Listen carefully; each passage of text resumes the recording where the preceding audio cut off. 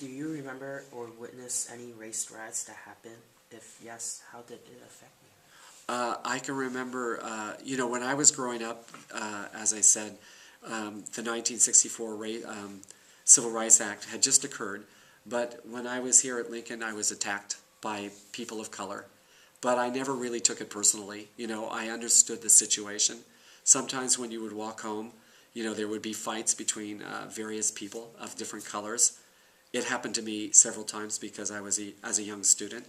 But I think that was not really, it was really the fact that in America, San Francisco was really a segregated city. I mean, you had the neighborhood for African Americans, you had the neighborhood for the Chicano, Mexican people, you had the neighborhood for the white middle class, you had the neighborhood for the Italians, for the Chinese, like Chinatown.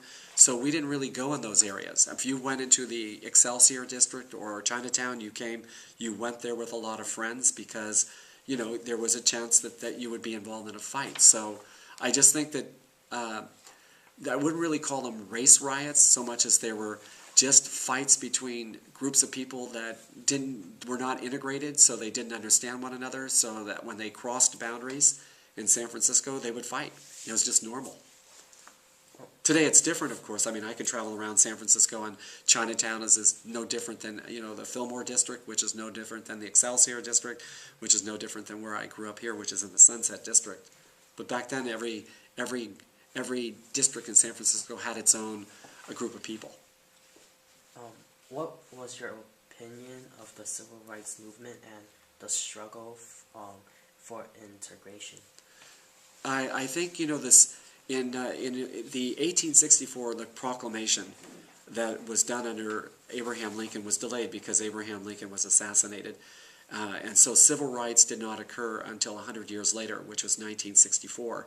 So it took a long time for civil rights to occur, and the thing about the civil rights is it changed the outcome of this country because for the first time people of color, didn't necessarily mean they were African American, could learn to have respect. And I think that was one of the greatest achievements in my youth was the Civil Rights Act and its attempt to level the playing field so that all people who come here would not be discriminated against.